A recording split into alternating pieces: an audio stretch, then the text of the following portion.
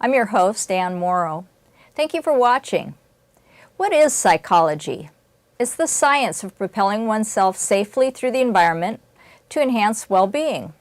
And our show is about bicycling in general and the celebration of our local cyclists. We offer it monthly to try to help you find your own way to the bicycle and into well-being. Our guest is Eva Frazier, owner of Clever Cycles in Portland. We'll discuss buying a bike with her first, and after the break, we'll get her insights on e-bikes. We hope Psychology Today helps inspire you to ride a bike and helps you to be more mindful about safety. Those of us that volunteer for Psychology Today believe there's an abundance of bicycling activity to celebrate in the Portland metro area, and we endeavor to introduce you to people who help our community of cyclists. I want to share a quick thank you to our capable crew behind the scenes and volunteers who make the show possible. So let's meet our guest, Eva Frazier from Clever Cycles. Welcome. Thank you for joining us. Thanks for having me. So I always like to start with a little background of our guests. So why don't you tell us a little bit about yourself, your family, and how you came to Portland and things like that? Sure. So I actually grew up in upstate New York. Wow. And went to college in Walla Walla, Washington. So a town that no one had heard of in my little town in New York.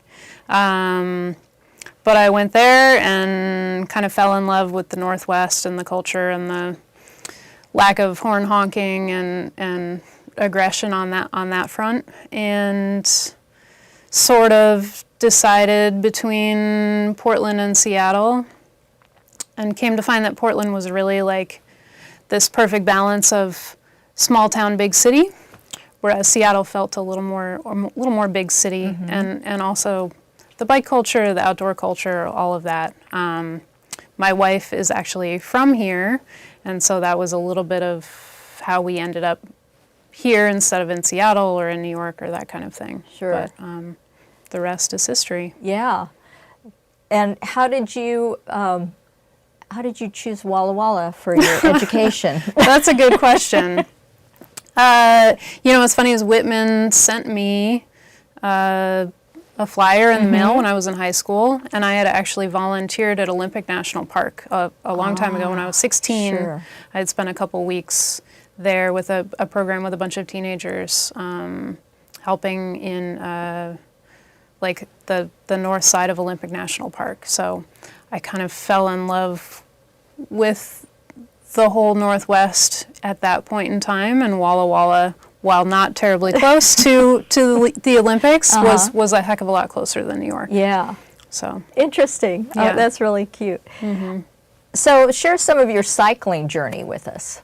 Sure. So I grew up on a bike. I mean, honestly, I was like a lot of kids where the bike was my freedom. I would ride to the pool on the weekends and go hang out with my friends like all day, every day. And my parents kind of gave me that free rein to use my bike to get wherever I wanted to go. And I think that was maybe the root of my story, was the freedom that I got from two wheels. So after that, I rode my bike all the way through college. I had a car, but I've never technically owned a car. I borrowed my dad's car to go to work when I had to go to work further away.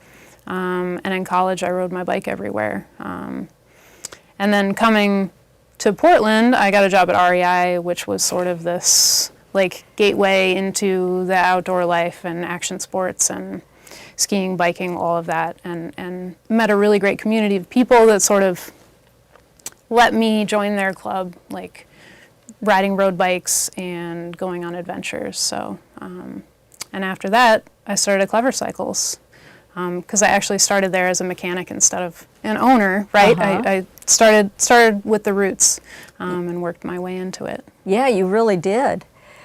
So you had said before the show started you're mostly a bike commuter, and I want to ask what's your favorite route, or is there some place that you particularly like to ride? Yeah. I mean, honestly, Portland is a really great place to ride generally. There are some spots that I love to go. So like Rocky Butte is really fun if you like hills, as long as you like hills. So the other really fun ride now, especially with the linkage, so the Springwater Trail brings you south, right, and then you can hop on the trolley trail, which brings you further south, so you can go all the way to Clackamat Park. Have you ever done that ride? Yes. Yeah. So especially if you don't like being around cars, I think that's a really nice route. You can also go all the way to Shampooey if you're feeling eager. Oh, okay, okay. Shampooey Park, so, I mean, honestly, you can go all the way to Clackamat Park and then go through Oregon City and down to Shampooey Park and spend the night, or if you've got a lot of miles and you loop back around. And yeah, that is beautiful and comfortable, like you say, Exactly. with that trail. Yeah. I mean, I think there are some roads that don't feel as comfortable in town. You know, you have to share a lot with cars, and that route is so much better for your psyche. It is. It is. We always go to Coffee Rush in Oregon City for coffee. I haven't been there. I'll have to try it. Let's see. And your personal life goals right now, if you have some for cycling? I mean, to be honest, just riding, just keeping riding. It hasn't always been easy to get on the bike every day, all day, in the winter, in the cold, in the rain and snow and whatnot, but the more you do it, the easier it gets. And these days I do ride every day when I need to get myself somewhere. To be honest, I didn't ride here to Beaverton, but I did do a little research about how to get out here, but it was going to be a little much. But some people take the train. No, exactly. I could have hopped on the close. Blue Line and ridden the bike from there. Yeah. But goal-wise, just keeping on the bike, I think I probably ride 3 to 3,500 miles a year, just getting from point A to point B. Yeah. Right after I booked you to be on the show, I was on Twitter, and I saw that somebody had set your bicycle on fire. Yeah. So tell us about that. Yeah. That story. That's a pretty weird one. So I was working late, although not that late. It was probably 6:45 or something. I was in the basement and I started to smell smoke. And I was worried that it was an electrical fire of some sort. You know, we have e-bike batteries at the shop, and who knows, a wire in the wall, like it's an old building. So I'm like sniffing around, trying to find the source of the smoke. And I come upstairs and I look outside and I see flames, and I'm just thinking it's like someone having a little barbecue on the sidewalk. You know, because Portland 2022. Yeah. And I went outside and realized it was actually my bicycle being barbecued. So I have a little saddlebag off the back of my bike, and someone had just like set that alight. And were you able to restore your bicycle? Yeah, it's fine now. It's a little charred. It's got character, a lot of character. So it was just a really bizarre night. I wasn't angry. I was just kind of confused. Yeah, mystified. More than anything else. What happened here? Yeah. So the saddle melted and my rear tire and tube were completely melted. But luckily I work in a bike shop. Yes. Yeah. So it's easy to get back on the road. Easier for you than many. Yeah. Yeah, exactly. Talking about your bike shop, tell us a little bit about it and how you came up with the clever name. Oh, totally. So Clever Cycles is transportation focused. We are sort of our original motto was bikes with purpose. So Bachfeets, which are these front-loading cargo bikes, Bromptons, which fold up into a tight little package. You can bring them on the Max and get that last mile from point A to point B. Anyways, Clever Cycles came from Todd, my old business partner, had his own little company called Clever Chimp, which he was making hub motors into mid-drives back before e-bikes were really in the vocabulary. So that was his thing, and alliteration always works well. So why not Clever Cycles? I suppose we could have been Brilliant Bikes, but that seems like a little more British. Yeah. I actually think there might be a British shop called Brilliant Bikes, so we'll let them have it. Well, I like it. Yeah, thank you. Thank you. It works well. There's always people like to make little cheeky comments about it and ask why we're so clever. I'm sure. Yeah. I understand that the pandemic generated a lot of interest in bicycling. So how have you seen that play out, and what's happening at Clever Cycles in that regard? Yeah, absolutely. I couldn't tell you why exactly. I think it's many, many different factors coming to play. One, there were a lot fewer cars on the road, so cycling felt safer, more comfortable, more fun. Two, maybe you had a job where you were now working from home and you needed to get out of the home. So getting a bike and getting a whole family on a bike to get out and experience a little fresh air. But really it kind of caught us by surprise how much demand there was and how quickly that ramped up. Because I think nobody knew what to do for a month or so, but man, we were busy. We were very busy. And I feel terrible for all the people working in restaurants that were just had nothing to do, and all the business had shifted to sort of these active things. You couldn't go to the gym. Right. You couldn't do a lot of things that you used to do. So biking felt safe. It did. You're right. Those were some sadly some good times. I know. I have all of these photographs of Hawthorne Boulevard with no one, no cars, and it was pretty joyful.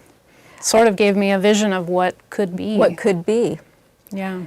So as a ride leader, I meet new riders that come to a bike ride and alas, they purchased the wrong bike.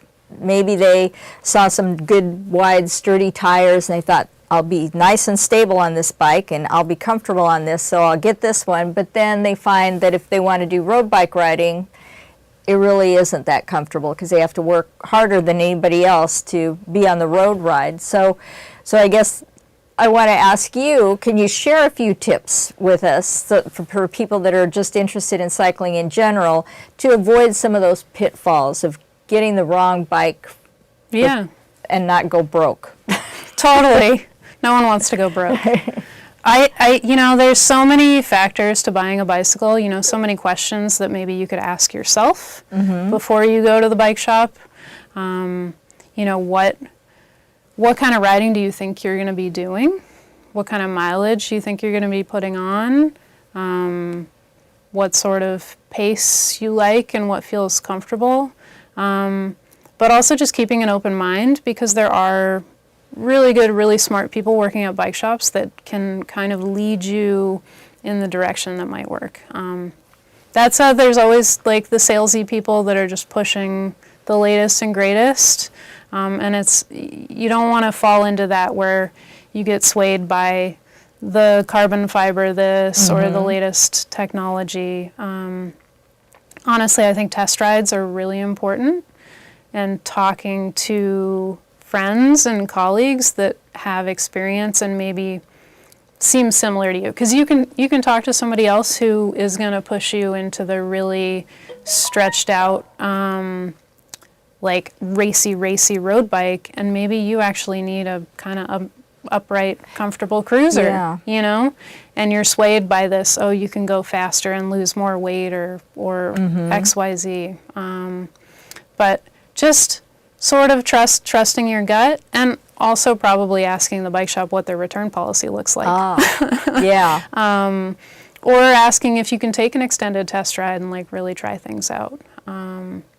But that said, too, sometimes you get a fit that's a little off, and there are some really great people out there that can help dial in that fit, and professional, physical therapists that know bodies and can lead you into the right part changes to make the bike work for you. And that is really important. Is we're all built the same with the arms and the legs in the same place, but yet we're so very different, and we all have our little physical things that we come to the bike with, and we get older and things change. So you're right, that bike fit can be really important, and one, like a helmet or like a pair of jeans or whatever, one brand might be better for you than me, that kind of thing. And sometimes you buy those jeans and they fit great in the store, and you get home and they're not right. So, can I take them back? Yeah. Or like, we just make mistakes sometimes, and that's okay, and we learn from that. I know I've had riders come to the ride with a borrowed bike or an old bike, and like you're saying, I encourage them to limp along on that for a while you figure this out. What do you really want to do? And I think you're right. Like, you can actually learn maybe more from making that mistake or having the bike that isn't quite right in learning what is right. Yeah. And just talking to other cyclists, I think, like you talked about, learning about some of the different styles, interests that people have. Maybe where you started isn't really where you want to be. You thought it was. People kind of suggested it was, but no, maybe you want to be over here. So if you just take your time, you don't. And you're allowed to change over time. Yes. I think that's the other thing. And do multiple things. Yeah. Although that can be challenging. You can to find enough time. You can have 6 bikes. It's okay.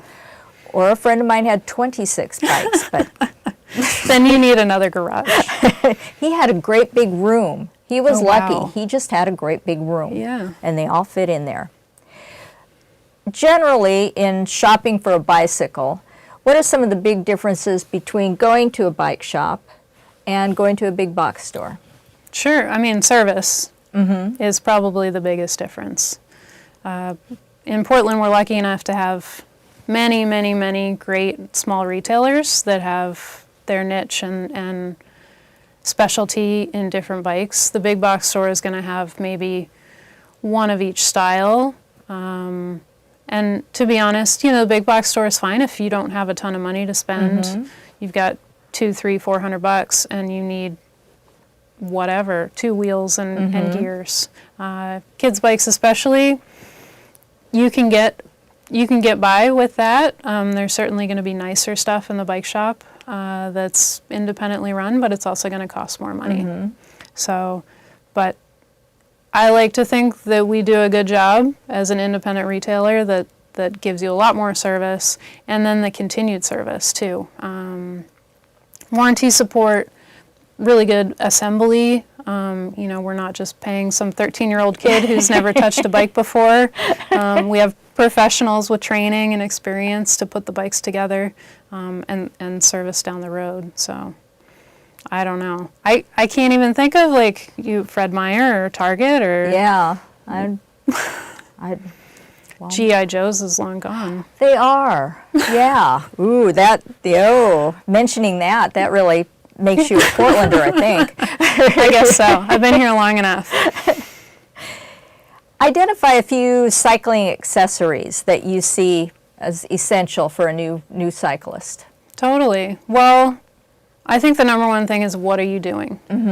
If you're riding a road bike and you're looking to get in a lot of miles, you probably want an odometer or a bike computer of some sort, or even downloading an app on your phone to make that happen. If you're more transportation focused and you want to go get groceries, then panniers, and something that's durable and waterproof and that kind of thing. But number one here, I think, is fenders. Yes. Because it rains. It does. Occasionally. Not today. Well, maybe not today. Not today. Today was beautiful. But fenders, definitely, I think you can sort of graduate your way through. You start with a few things like lights, fender, lock, helmet, and then maybe you graduate to fixing your own flat tires, or maybe you start to go on longer rides and you need to figure out how to store extra nutrition or things on your bike, so you need those little bags and stash spots.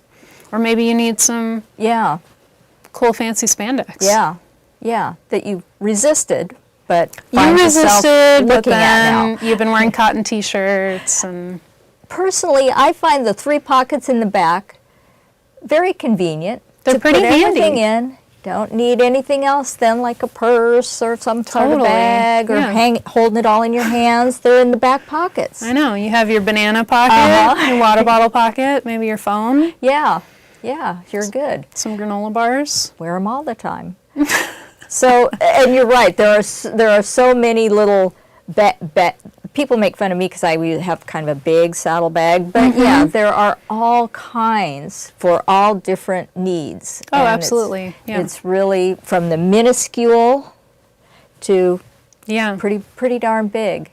I did Cycle Oregon years ago with my wife, and we had like a little, trunk bag, right, that sits on top of your rear rack. And I think I had a coffee mug. We had a jigsaw puzzle dinosaur that we found at a yard sale along the way. There's some essentials that you really shouldn't leave home without. Oh shoot, I'm so sorry. I thought I had my phone turned off and I do not. Oh gosh, you guys, I'm so It's embarrassed. okay, you should answer it. We should have a fun time. So embarrassed here. All right. I'm going to turn my phone off. This is really embarrassing. I thought I had it off. Okay. Let me ask you a question while I'm doing this. What are some misconceptions that people come into the bike shop with, and share how you correct those misunderstandings? Yeah.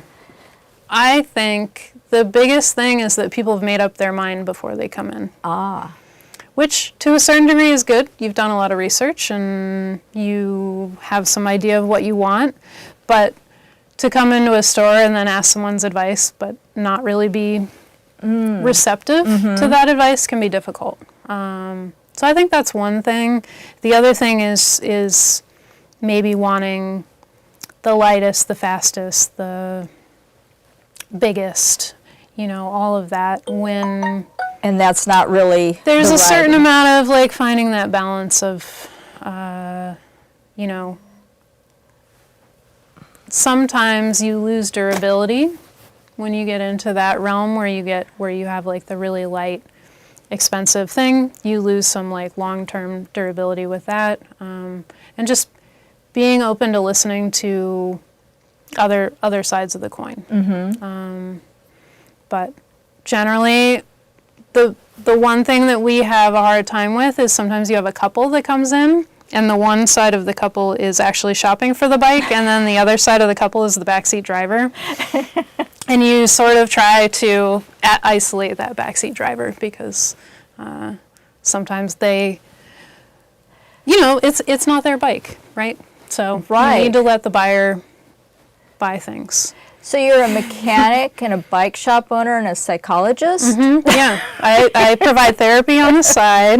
I have been told this could be a secondary career for me. I had no idea that that kind of stuff, but it makes sense. I can see where that would occur sometimes. Yeah. So we're going to go to a bike safety video now. Great. And then when we come back, we're going to focus on e-bikes. Okay. So let's go to a video about bike safety, and then we'll come back and talk to Eva some more about e-bikes specifically.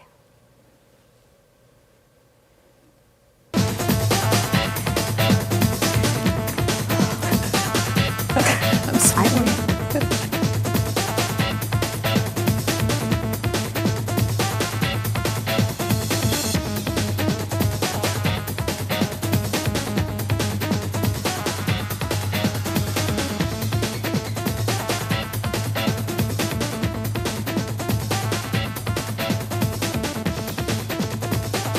Bike safe, bike smart. Hi, my name is Xander. And my name's Elizabeth. Over the next few minutes, we're gonna have some fun and talk about some pretty important stuff. Some of it you've heard before, but it never hurts to hear it again And again, and again. So here we go. Did you know that just falling off your bike is enough to get a serious brain injury? So play it safe. Wear your helmet every time you ride. It can reduce the risk of head injury by up to 85%. And that's a lot. The helmet should be snug on your head and sit flat.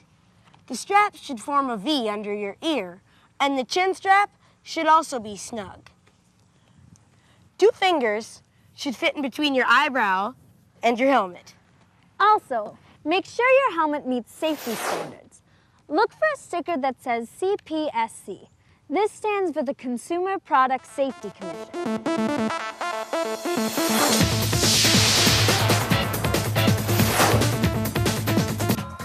All the stuff we talked about today is common sense. But you still need to think. Be courteous and be predictable by always riding in a straight line. Wear a helmet. And follow the rules of the road. Ride with traffic on the right side of the road. Ride single file. Obey traffic lights and traffic signs. Check behind you before turning. Use proper hand signals. Stop, look left, right, then left again before entering a street. And use caution at an intersection. Make eye contact with other drivers. Be careful around parked cars and watch for objects in your path. And at night, be seen to be safe. Never assume that motorists or pedestrians will see you. Remember, bikes are smaller than cars, and if there's a crash between the two, any guesses who will win? That's all the time we have. So remember these 4 words. Bike safe, bike smart.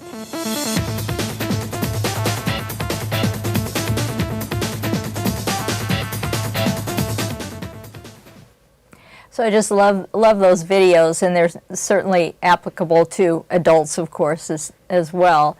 But I think particularly children that don't drive cars don't appreciate how they aren't seen and how important it is to ride safely. So that's really good advice. Before we get back to Eva and her story about e-bikes, I want to encourage cyclists to ride at this point. So I'm a member of Portland Bicycling Club, and I can tell you that we have rides. That's what we do.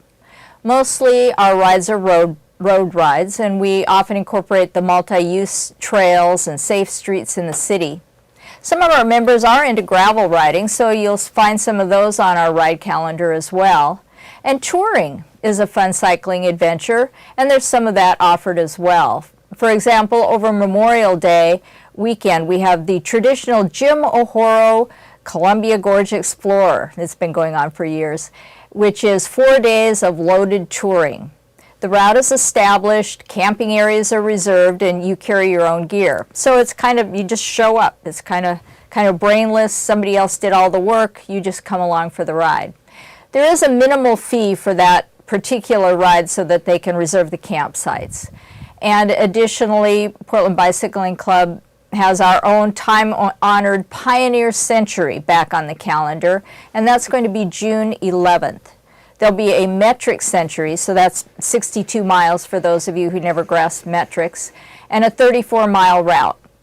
So just 2 routes. I think we had as many as 5 routes. We're only having 2 routes, but either of them can be achieved with just a little bit of training.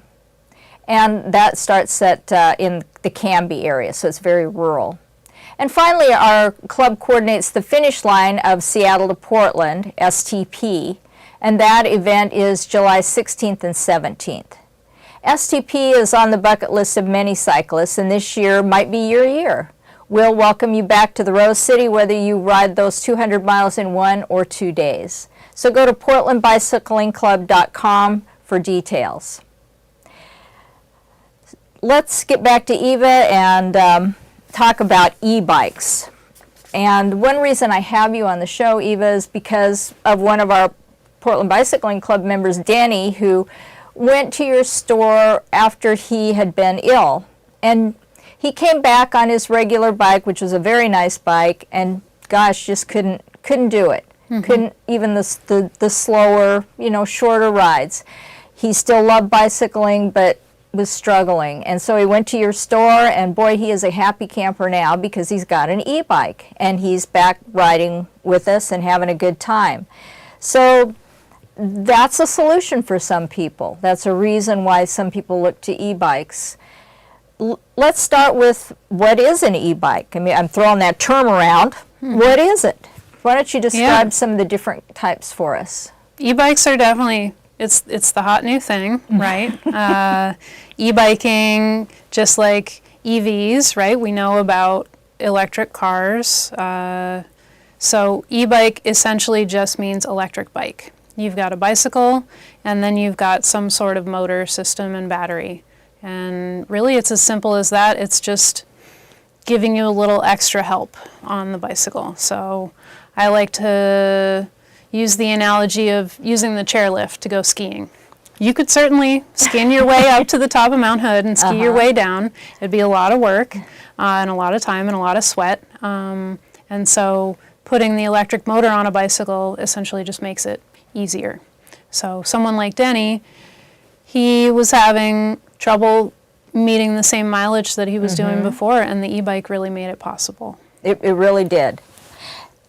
More vocabulary. What is torque? What is torque? So my physics teacher, Mr. Britton, is going to be, yeah, he's probably not tuning in.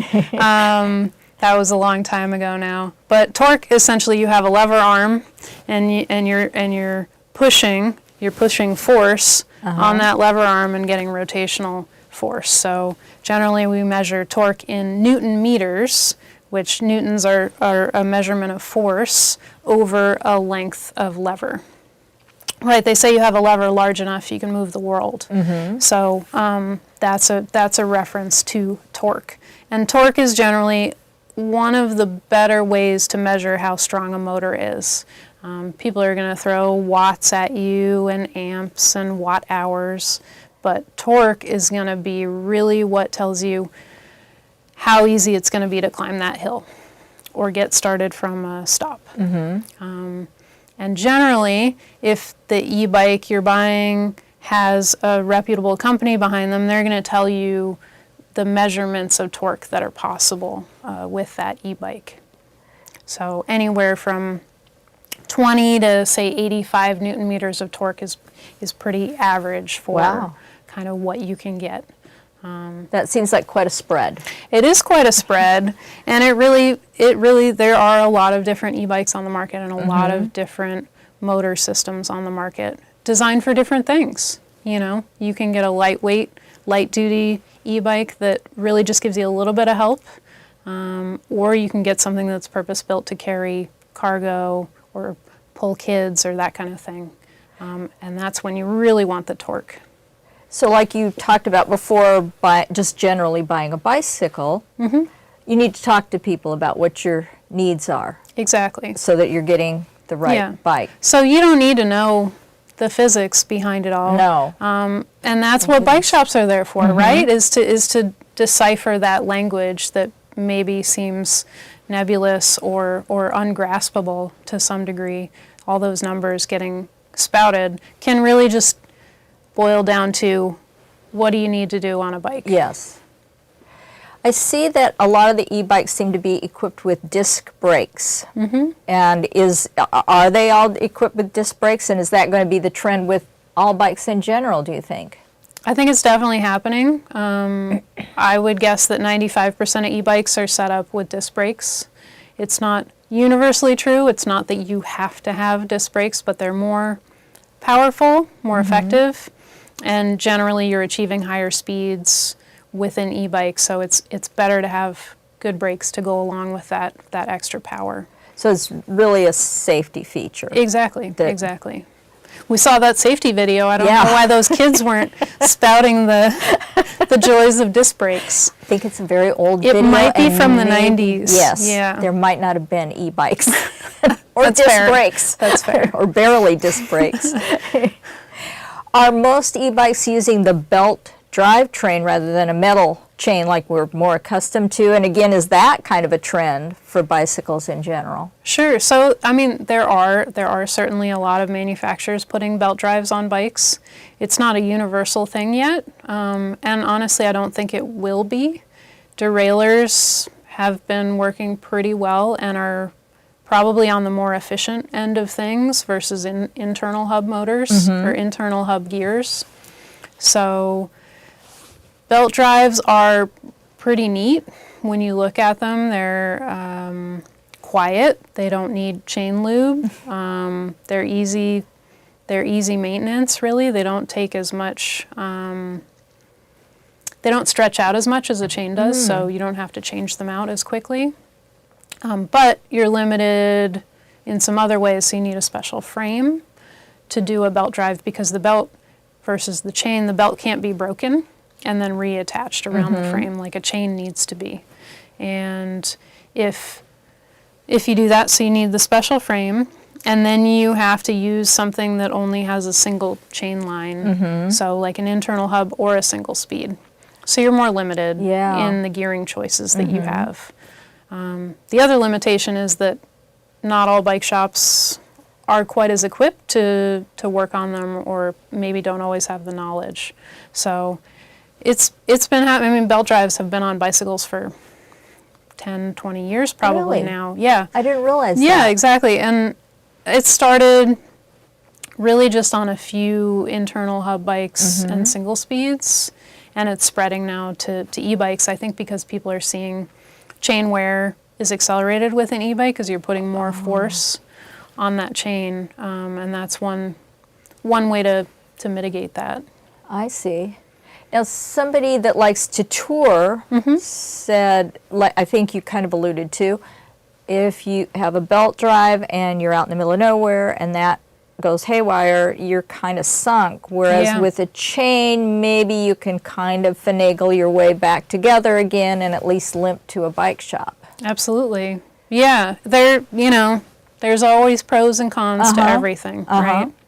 But I've also heard of people touring with belt drives because you don't have to lube them, they don't get rusty, they do last longer, so, apples and oranges. Yeah. Bananas. What kind of mileage range are e-bikes getting now at this point? And you mentioned watt hours. Tell us how that works. Yeah, I probably won't get too deep into the math over here. Watt hours essentially are amp hours multiplied by voltage. But in a less mathematical way, it's the size of your gas tank. So watt hours relate to how big your battery is, and if you have a mid-drive motor or a hub motor on your bicycle, that's going to determine how far you get on a charge.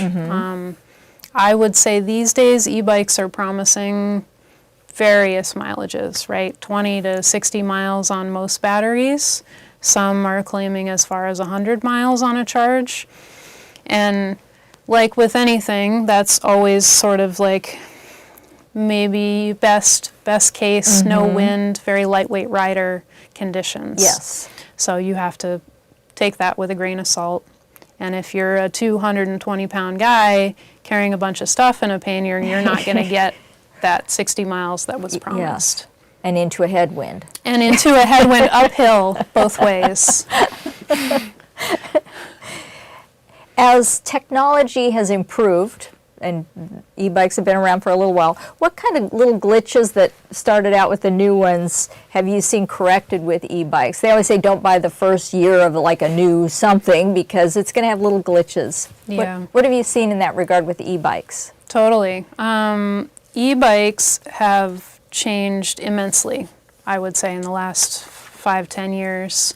So, to be honest, 10 years ago, I think not a lot of people even knew e-bikes existed, even though they did. There were people out there making them, but now there are complete systems, there are complete bicycles that have all of the parts integrated into the frames. So that's probably the number one thing, is you don't have to be a digital nerd who knows how to put 16 different parts together. You can just go to the bike shop and buy it. Whereas it used to be you had to understand torque values and wattage and amp hours and all that stuff. From a more like warranty side of things, a lot of kinks have been worked out just with the way the programming works inside the bike, so controllers and that kind of thing. But at the same time, there's new bike brands entering the market every day, and so you just need to be aware of what's out there. There's some cool technology with torque sensors in your bottom bracket that are going to tell the bike how to react to your pedaling. There's speed sensors that tell the bike how fast you're going, and so it'll keep going up to, if you have a class 1 motor, up to 20 miles an hour. There's brake cutouts where if you squeeze the brakes, the motor will cut out. Just all sorts of really, really interesting things that now are just completely integrated into the systems. Yeah. Wow. I didn't know all that either. Yeah. Who are you selling e-bikes to? I imagine it's a variety of people, but Denny. okay, Denny. So physical limitations maybe due to an illness or an injury? Totally. Sometimes it's related to age. Say someone can't do what they used to be able to do, and they really still want to go on those long rides, they get an e-bike for that. We see a lot of people with long commutes where, say, they used to ride their bike to work and it was 5 miles each way, and that was great. Now their commute is 11 miles each way, and they still want to ride their bike, but it's a little too far on a bike that doesn't have a motor. So that's another use case. People with families, so riding a bike around with 2 kids on the back is a lot of work without a motor. With a motor on there, it becomes your family wagon. And that's for my bike shop, that's like our number one thing. Really? Is we're enabling families to go car light or car free and, schlep the kids to daycare or school and that kind of thing. And that's magical. Yes.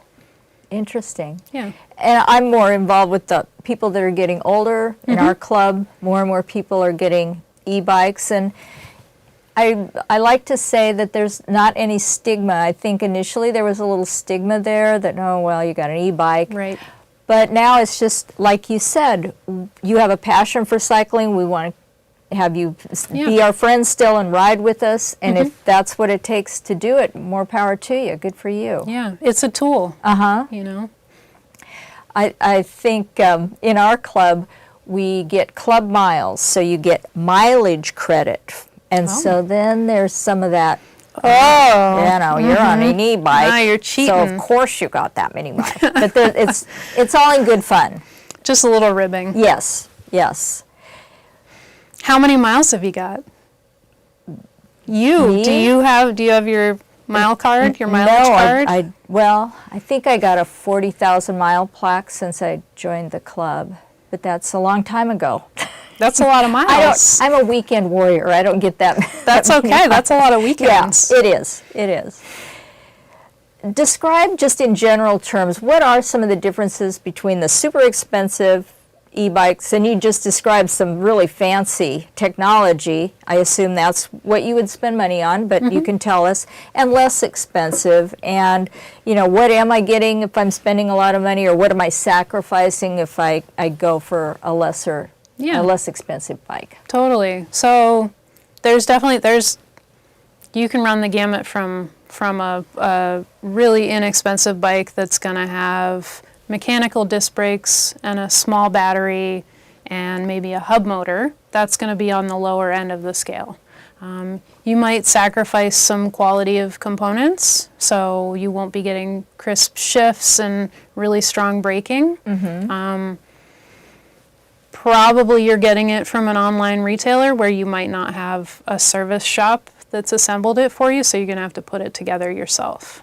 So that's sort of what you get on the lower end of the scale. When you pay more money, you get something that's probably a more complete package that's really purpose-built to be use together, so maybe a name brand motor system, and you're getting probably a professional mechanic that's put it together and tested it and made sure everything's good. You're probably getting a pretty good warranty that's going to last a few years or more. The other thing you get when you pay incrementally more money is probably a bigger battery or multiple batteries to get a longer range, or a bigger motor and a stronger motor. So when we talked about torque values, getting like that 85 Newton meters of torque that's going to really, you can go up Council Crest with your 2 kids on the back of the bike, right? Versus maybe something that's better just on flat land. So that's the gamut. So again, really talking to the salesperson about what your needs are, what you're going to be doing, so that you're making the right purchase. Right. And sometimes you don't always know what your needs are, but maybe just projecting what you think you can do. That's true. Things change. Yeah. Do we need special accessories to ride an e-bike? I would say no. I would ride an e-bike in what I'm wearing right now, right? You can do whatever feels comfortable. I think the main thing to be aware of is the weather and your surroundings, right? Just wearing whatever makes you feel the most comfortable and safe on your bike. So if that's high-vis clothing and a helmet, great. If that's just whatever you wore to work, great. For me, it's really just a matter of getting on that bike and riding it. Yeah, yeah. So speaking of weather, and I didn't, are these bikes typically waterproof with a battery on them? You kind of think. Yeah, you get a little worried about all the connections and everything. Generally, yes, but it's good if you have the ability to keep your bike inside in especially cold weather. Batteries don't like cold weather. So that's one thing. And then the rain. Like, eventually water finds its way into things and corrodes them. So with any bicycle, I think it's always better if you can store it inside. Yeah, yeah. Good point. Yeah. Are there any unique safety guidelines for e-bikes? I think the number one thing is just to be aware that you're probably going faster than the cars think you're going. Meaning, be aware that the cars don't know you might get right hooked. Yeah. You might have someone not expect you to move so quickly next to them. And being aware of that, being aware that brake pads are going to wear out faster because you're probably going faster and stopping faster. But really, safety is avoiding the problem for me. I think we can talk a lot about safety equipment, but following the rules of the road and just being really sort of perceptive of those around you and trusting your instincts. And defensive riding, Exactly. like they teach you to drive a car. And I think one of the points in our safety video was to have some eye contact with people, although with the dark windows these days, I know, it's so hard. Is there a person driving that car? Also, just route selection for me is really big. I feel so much safer on some streets than I do on others. So feeling that and then taking those streets. Yes. Yeah, I think in any city, and certainly in Portland, if you just look at a map, you see, A to B, I'll take Burnside, maybe. Yeah, don't do that. Maybe that's not a good choice. Yeah. I was just thinking, there's one thing that I wish everyone knew. If they buy an e-bike, you will never be as warm as you are on a regular bike in the winter because you're moving faster and working not quite as hard. Yes. You tend to get colder. So warmer gloves, warm hat, jacket, and even like maybe goggles or glasses because of the wind in your eyes. Yeah, I hadn't thought about that. Good point. I wanted to ask you, as I was getting ready for the show, just sitting in my car, I saw a tweet. You use social media a lot, and you just kind of tweeted, what do you think keeps people from buying an e-bike? And you got a lot of, I didn't have time to go through it all, but you got a lot of feedback on that. What were some of the comments about that? That we got, we blew up, as they say. Yes. More than 250 comments on that question. So really it could just get distilled into probably three things. One is cost, 2 is storage, and 3 is safety. So, and those are concerns for not just e-bikes, I think even regular bikes, at least with the storage and safety. So cost, certainly an e-bike is going to cost maybe 3 times as much as a regular bike, if not more. But when you think about it not as a bicycle, but as a form of transportation, like what's 1 year of bus passes, or what's even just 1 year of putting gas in your car, you could probably have an e-bike for that. So that's hurdle number 1. Hurdle number 2 is storage, and so often people have maybe a not so secure bike room in their apartment building, and they don't want to keep their e-bike there, but it's bulkier or heavier than a regular bike. So solutions don't always exist in the world that we live in. So there are folding bikes. There are bikes that become more compact in one way or another. There's one company we work with, Turn, that makes some really nifty cargo bikes that usually take up as much room as this table, but they fold down a little bit and can be stored upright. So potentially there's a solution there. And then theft is the other part of that.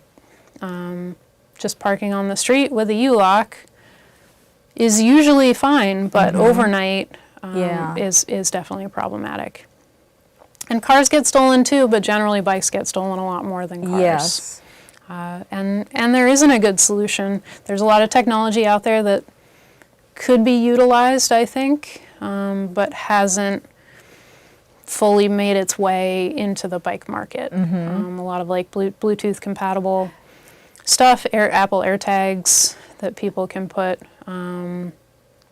But the other thing is maybe people don't take bikes seriously as a tool for transportation. I don't know. What was my third hurdle?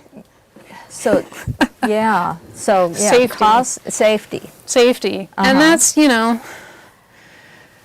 something we all need to advocate for, right? If you drive a car, you're probably aware that riding a bike is, if you ride a bike, you're probably aware that cars are scary, right? Even if they're not going to hit you, they're scary when they're 2 feet away from you. So finding ways to have separated bike pathways, things that aren't just paint on the road is really a big step. And there's some people out there that advocate for, basically you want to feel safe with your children on the road and with your grandmother on the road. You want to have that spread.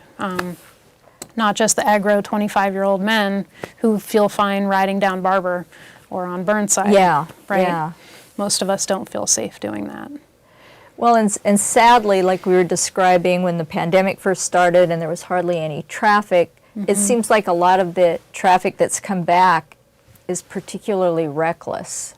Don't necessarily involve bicycles, but it just seems like there's more accidents, more speeding cars, and even some of the sturdiest of us are getting a little nervous.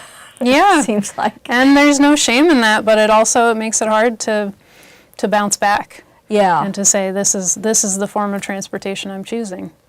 If you're scared. Right. But there are a lot of safe streets in Portland, for the most part. And as you said, the city of Portland has a lot of maps to help you find the route that you need.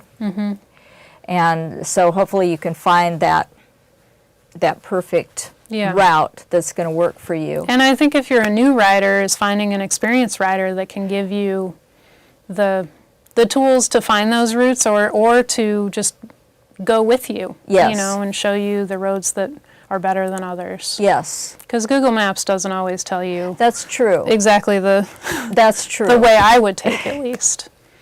But not Burnside. Yes. Steer clear. So we've got a couple of more minutes. Just generally, how would you encourage cyclists to get involved? You know, whether it's an e-bike or a regular bike, you've got all kinds of options at your store. Yeah. Just some encouragement. Well, I think number one is as people who ride bikes, part of our job is to help other people get on bikes and encourage them. We were talking earlier about Pedalpalooza, which is a sort of magical time of year when there's lots of social rides happening. So things where all you need is a bicycle and maybe a sense of humor. So 3 months out of the summer, you just go to shift2bikes with the number 2, .org, and there's a calendar there, and I think it's June, July, and August, and there are rides. There's 3 to 10 rides every day, and just pick ones that sound fun. There's like the ride where you go and you taste pickles. There's the ride where you ride a bike that's teal. You know, they're all over the map. And all times of day. And all times of day, yes. The naked bike ride is a big thing. You don't have to participate in that, but a lot of people do. Yeah, it's a big thing. It's a big thing. And maybe you've seen it. I appreciate you bringing that up because I tend to focus on road bike riding. And you're right, like the jerseys out for this show, you know, STP and Pioneer Century, you don't just climb on your bike and go do those. You really have to spend some time in the saddle. Yeah. But there's lots of fun things in Portland. I hope that Sunday Parkways comes back this year. It's kind of been virtual recently. But just fun rides and short, pretty flat. Yeah. and It's the gateway drug. Yeah. You know, those little easy rides. I think Sunday Parkways is a really great thing, especially for families and people with little kids, where they shut down like a whole neighborhood of streets. Yes. Yeah. Thank you for describing it. I miss it. And I do too, and just have lots of booths and stuff that you might be interested in or not, but you just go through different parks and see lots of fun things. Lots of food carts, from ice cream to healthy stuff. Yeah. There's just a lot of fun things. Yeah, it's like a fair. Look, yeah. And the Sunday Parkways tend to be once a month, whereas the Pedalpalooza, we'll see what it's like for 3 months, but it just was every single day in June. Yeah. So again, just find what's going to work for you. That's all and if you need an e-bike to find what works for you, go for it. Yeah. So thanks again, Eva, for joining us, and it's really been some of it over my head when you got into the math stuff. Apologies. But thank you. So Eva Frazier from Clever Cycles in Portland, Oregon. And I love the idea that technology can help us to become or remain cyclists. So check out some of our past YouTube archives for past guests that may be of interest as well to help you get into cycling or some of the different types of bicycles. If you want to ride a bike and see some sights, join me on one of my many rides with PortlandBicyclingClub.com. And I have a lot of easier, shorter rides that might help you find your place in the cycling world, like we just talked about. Build your skill level and just get comfortable on a bike, learn how to make a left turn in the middle of the road while you're on your bike, and just other safety features. So riding with others does increase your skill, and you can learn new routes and learn to ride in groups. Thanks for joining us.